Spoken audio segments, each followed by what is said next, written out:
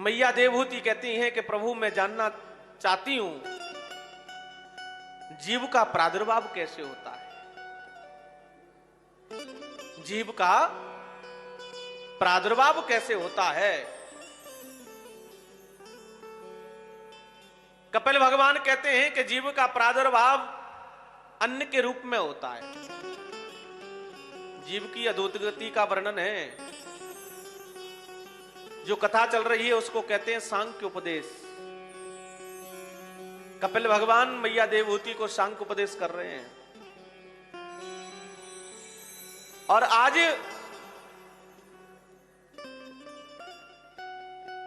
कपिल भगवान कहते हैं ये जीव अन्न के रूप में आता है और अन्न के रूप में पिता के उदर में जाता है और पिता का तेज बनकर के मां के गर्भ में प्रवेश करता है।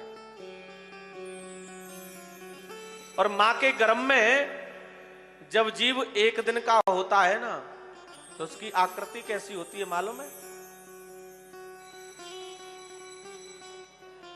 आज तक कोई भी मशीन, कोई सा भी विज्ञान नहीं बता सकता कि कलनम ते करात्रेण पंचरात्रेण बुधबुधम दशाएन तो करकंदो पेशयन्यं वा ततः परम मासेन तो श्रेद्वाभ्याम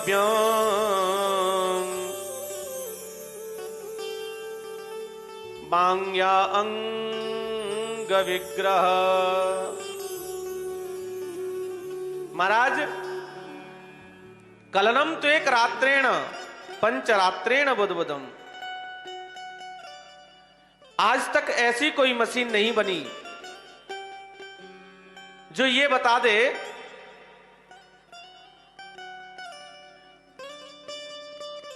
कि एक दिन का जो मां के गर्भ में जो बालक होता है वो कैसा होता है।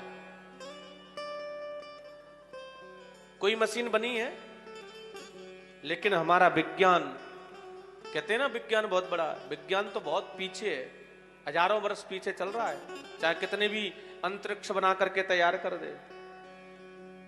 जो हमारे ऋषि मुनियों ने जो लिख दिया है, कह दिया है, वो आज विज्ञान उसको खोज रहा है।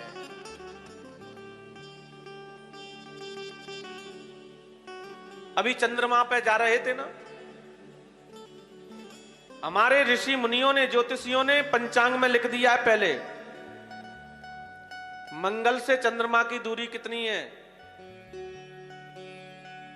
और मंगल से बुध की दूरी कितनी है।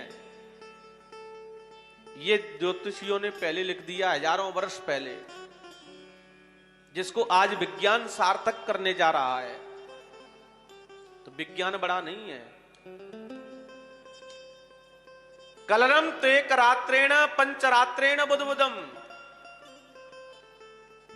पानी का बुलबुला होता है ना, पानी में बुलबुला देखा है सबने?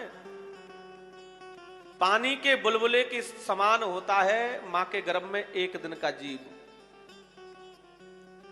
कलनम तो एक रात्रेण पंचरात्रेण बुधबुधम, 5 रात्रि का जब बालक मां के गर्भ में होता है तो बतासे की तरह होता है। जो शक्कर का बतासा आता है ना, बतासे के समान। दसे है न तो करकंदू, करकंदू कहते हैं वीर की गुठली को। 10 दिन का जो मां के गर्भ में जीव होता है तो बेर की गुठली के समान होता है। मासेन तो श्रेद्वाभ्यम, 1 महीने का होता है तो सबसे पहले सिर निकलता है, दूसरे महीने में हाथ, तीसरे महीने में पैर, और तीसरे महीने में यह पता चल जाता है कि कन्या है या बालक है। बालक है तो दाईं कुच्ची में और बालिका है तो बाईं कुच्ची में। तीसरे महीने में ही प्राण संचार होने लगते हैं, तीसरे महीने में ही प्राण संचार होने लगते हैं। चौथे महीने में सप्त धातु से रंजित वो जीव तैयार होता है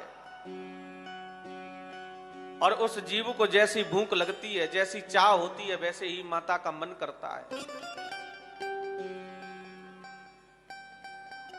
मां के गर्भ में जीव, मां के गर्भ में जो कीटाणु हैं, उस जीव की कोमल कोमल त्वचा को काटते हैं, भगवान से प्रार्थना करता है, मुझे यहां से बाहर निकालो,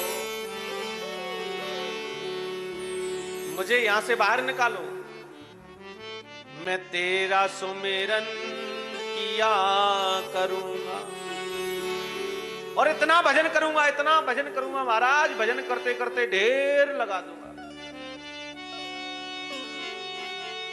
लेकिन कपिल भगवान कहते हैं कि मैया जैसे ही 9वां मास लगता है, 10वां महीना लगता है, प्रसव का एक ऐसा झोंका आता है, वो जीव बाहर आता है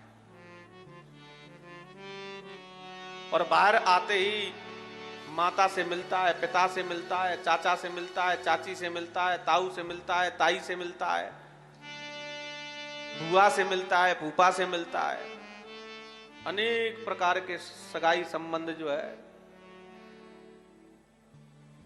लेकिन आया था हर भजन सो ओटन लगा कपास, आकर के गोरख धंधे में लग गया।